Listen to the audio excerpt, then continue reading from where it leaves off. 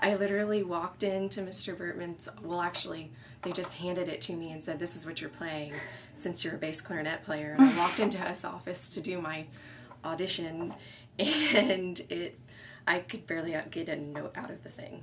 So it was a rough season in trying to learn it and actually be able to play.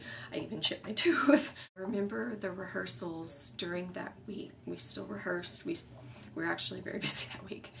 And we had done a candlelight vigil one night and, kind of, said prayers and, had our moment of silence for all of the victims. And I remember some point that week was also the first day that they allowed the planes to start flying again.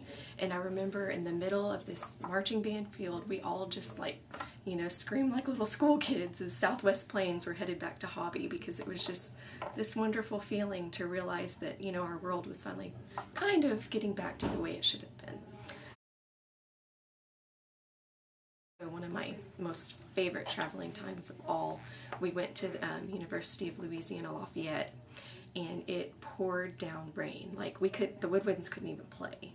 We ended up having to put our instruments away, and we literally were like just little school kids playing in the rain.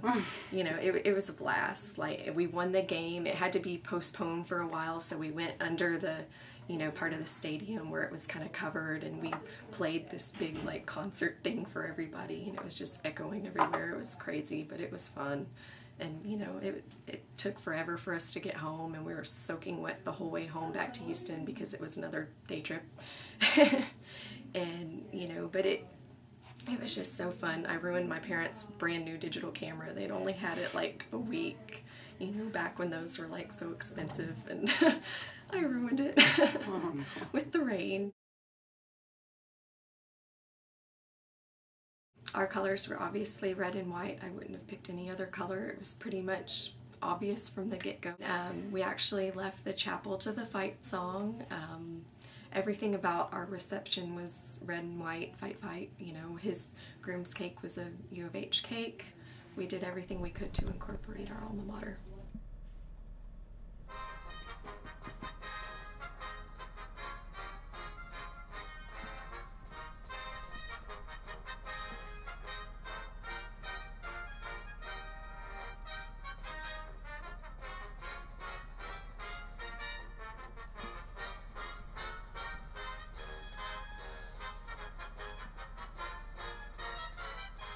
You do develop this certain friendship that you just can't break. It's just stronger than anything that I've ever experienced.